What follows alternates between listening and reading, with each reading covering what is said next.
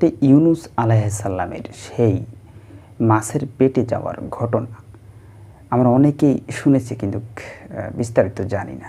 তবে সেই বিষয়টি শুনে আসবো শেখ মুখতার আহমদ হুজুরের কাছ থেকে। চলেন শুনে আসি। আল্লাহ সুবহানাহু ওয়া তাআলা কোরআনে ইউনুস আলাইহিস সালাতু ওয়াস সালাম আলোচনা করলেন, ওয়াজান্নুনি ইয যাহাবা মুগাদিবান ফাযান্না আল্লান নাকদির আলাইহি ফানাদা ফি যুলুমাতি আল্লা ইলাহা ইল্লা আনতা সুবহানাকা ইন্নী কুনতু মিনাজ জালিমিন। আল্লাহ সুবহানাহু ওয়া তাআলা বললেন, জান্নুন, মাছের পেটের মধ্যে যে নবী চলে গিয়েছিল তার কথা আমি তোমাদেরকে বলছি। ইয যাহাবা মুগাদিবান, যখন তিনি রাগান্বিত হলেন। ইমাম আহমদ ইবনে হাম্বল তার মুসনাদে হাদিস বর্ণনা করেছেন, ইউনুস আলাইহিস সালাতু ওয়াস সালাম তার জাতিকে আল্লাহ সুবহানাহু ওয়া তাআলার প্রতি আহ্বান করছেন, ডাকছেন যে তোমরা আল্লাহর প্রতি আসো, আল্লাহর কথা শোনো, আল্লাহর দ্বীন অনুসারে চলো। তারা তার কথা অব্যাহতভাবে ডিনাই করছিল, রিজেক্ট করছিল, তাকে অব্যাহতভাবে তারা প্রত্যাখ্যান করছিল। ইউনুস আলাইহিস সালাতু ওয়াস সালাম আল্লাহ সুবহানাহু ওয়া তাআলার পক্ষ থেকে তাদেরকে জানিয়ে দিলেন যে তোমাদের 3 দিনের মধ্যে তোমাদের উপর শাস্তি আসবে। হি ওয়াজ ওয়েটিং এন্ড ওয়েটিং।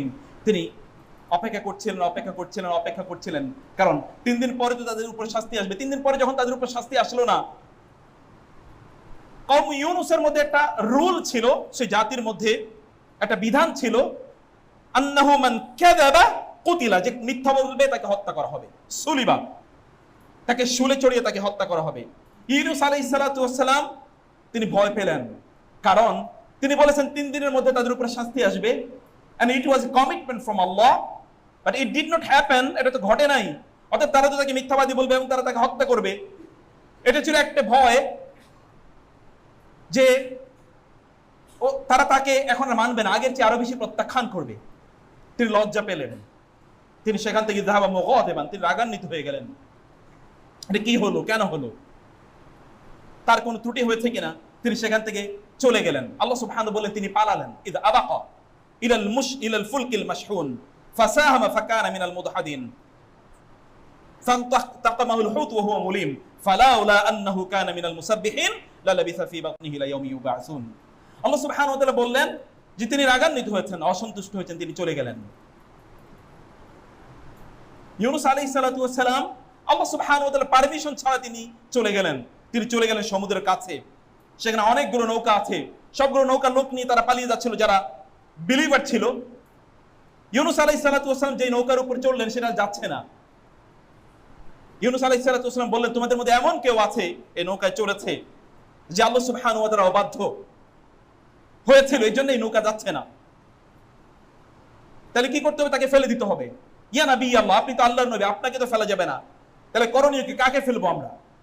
বলে তাহলে তোমরা লটারি করো। ফালতাকামাহু, আল্লাহ সুবহানাহু ফাসাহামা, তারা সেখানে লটারি করলো। লটারিতে ইউনুস আলাইহিস সালাতু ওয়াস সালামের নাম উঠলো। ইউনুস আলাইহিস সালাতু ওয়াস সালাম বিং দ্য প্রফেট অফ আল্লাহ, আল্লাহর নবী হওয়া সত্ত্বেও তাকে ফেলে দেওয়া হলো। তিনি বলেছেন হ্যাঁ এটাই তো সিদ্ধান্ত ছিল, তাকে ফেলে দেওয়া হলো। ফালতাকামাহুল হুত ওয়া হুয়া মুলিম, তিনি খুবই, তার মধ্যে এক ধরনের অনুতাপ তৈরি হয়েছে, আমি কি করলাম, এটা আমি তো অন্যায় করেছি। কারণ আমি বলেছি ইয আবাকা, কেউ একজন পালিয়ে চলে এসেছিল, আবিকুন মির রাব্বিহ, যে তার রবের সিদ্ধান্ত থেকে পালিয়েছে। আমি তো আমার রবের সিদ্ধান্ত থেকে পালিয়েছি, আমি তো আমার রবের অনুমতি নেইনি, অতএব এটাই সিদ্ধান্ত, এটাই ডেস্টিনি, আমার তাই হবে। মাছ তাকে খেয়ে ফেললো। তিনি সেখানে ফানাদা ফি যুলুমাত, 3টি অন্ধকার, রাসূলুল্লাহ সাল্লাল্লাহু আলাইহি ওয়াসাল্লাম বলেছেন 3টি অন্ধকার সেখানে। এই 3টি অন্ধকার, একটি অন্ধকার হচ্ছে মাছের পেটের অন্ধকার, সমুদ্রের অন্ধকার, এবং উপরে আসমানে মেঘ, সাহাব, জুলমাতুল বাহর এবং জুলমাতু বাতনিল হুত।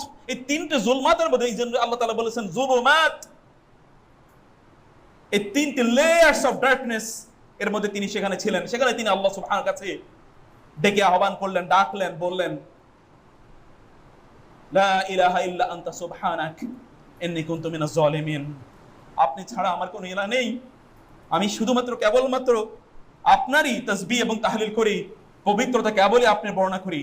আমি জুলুম করেছি রব, আমি আমার উপর জুলুম করেছি, আপনার উপর আমি জুলুম করেছি, আপনি আমাকে ক্ষমা করে দিন। আল্লাহ সুবহানাহু ওয়া তাআলা ফাস্তাজাবনা লাহু ওয়া নাজ্জায়নাহু মিনাল গাম ওয়া কাযালিকা নুনজিল মুমিনিন। আমার সবচেয়ে প্রিয় আয়াতের একটি আয়াত আমি আগেও বলেছি আপনাদেরকে, কোরআনে আল্লাহ সুবহানাহু ওয়া তাআলা বললেন আমি তার ডাকে সাড়া দিলাম, আমি তাকে মুক্তি প্রদান করলাম।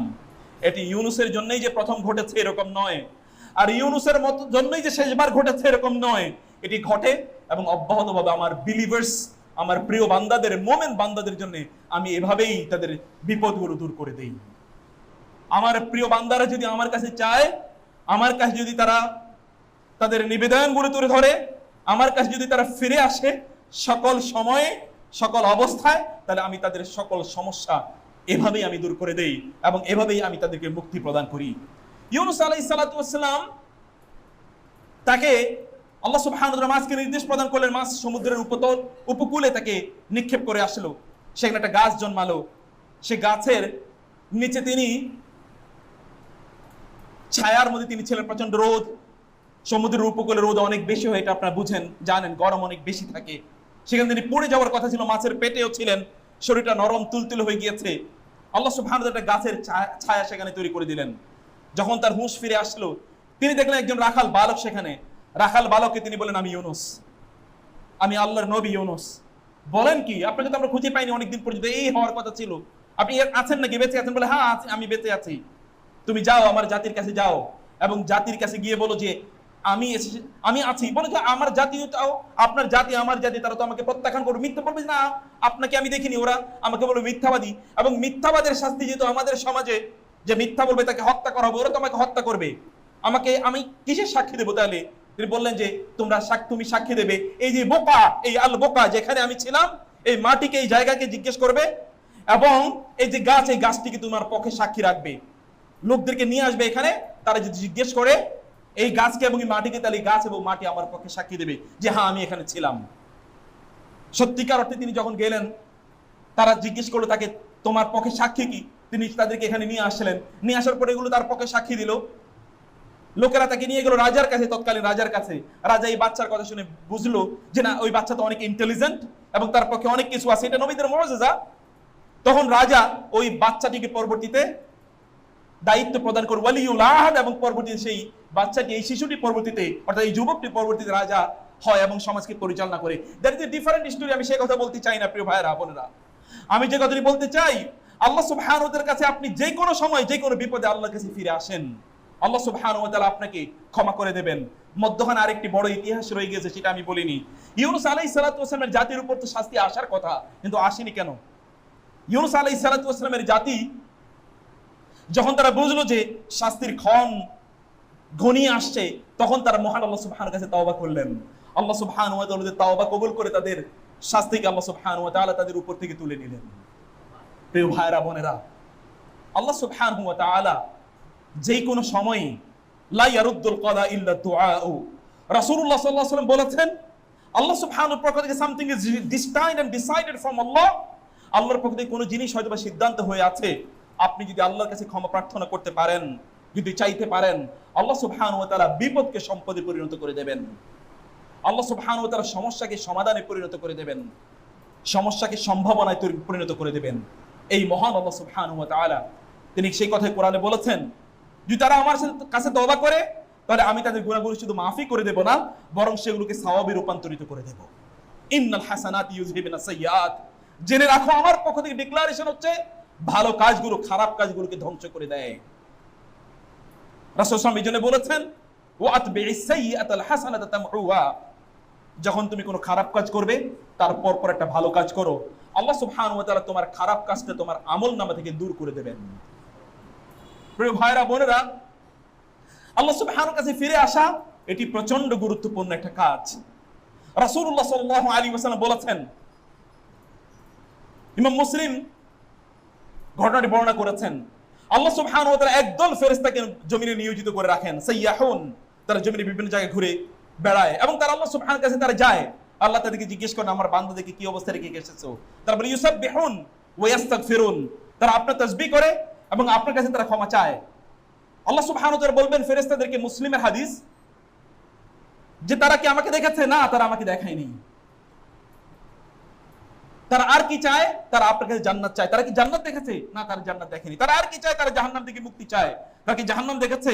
না, তারা জাহান্নাম দেখেনি। ইয়া রব, তাহলে তোমরা আমার বান্দাদেরকে জানিয়ে দাও, ওরা যেহেতু জাহান্নাম না দেখে জাহান্নাম থেকে আশ্রয় চায়, জান্নাত না দেখে জান্নাত চায়, আমাকে না দেখে ওরা আমাকে চায় এবং আমার কাছে তারা ক্ষমা চায়, ওদেরকে বলে দাও আমি তাদেরকে ক্ষমা করে দিলাম।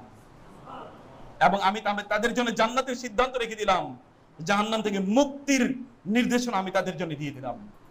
প্রিয় ভাইরা, আল্লাহ সুবহানাহু কাছে চান, আল্লাহ সুবহানাহু ওয়া তাআলা এমনটি, নাব্বি ইবাদি আন্নী আনাল গফুরুর রহিম, আমার বান্দাদেরকে জানিয়ে দাও আমি ক্ষমাশীল, আমি ক্ষমা করে দেই। আমি শুধু ক্ষমাই করি না, ক্ষমার সাথে সাথে আমি মেহেরবানও বটে। এই জন্য কোরআনে আপনি যেখানেই দেখবেন আল্লাহ সুবহানাহু ওয়া তাআলা গাফুর বলেছেন, সাথে সাথে আল্লাহ সুবহানাহু ওয়া তাআলা রাহিমও বলেছেন। শুধু গাফুর বলে তিনি থামেননি, তিনি গাফুরের সাথে রাহিমও বলেছেন। শুধু ক্ষমাই করে দেননি, ক্ষমার পর এর যা যা প্রয়োজন সব আল্লাহ সুবহানাহু ওয়া তাআলা দিয়ে দেন। এটাই মহান আল্লাহ সুবহানাহু ওয়া তাআলা। এই আল্লাহ সুবহানাহু ওয়া তাআলাকে উপলব্ধি করুন এবং এই আল্লাহর কাছে ফিরে আসুন। প্রিয় ভাইরা, আল্লাহ সুবহানাহু ওয়া তাআলাকে উপলব্ধি করার জন্যই আমি আপনাদেরকে অনুরোধ করছি, এবং আমি আপনাদেরকে আল্লাহ সুবহানাহু ওয়া তাআলার কাছে সকল অবস্থায় ফিরে আসার জন্য আল্লাহ সুবহানাহু ওয়া তাআলার কাছে আমি আপনাদেরকে অনুরোধ করছি।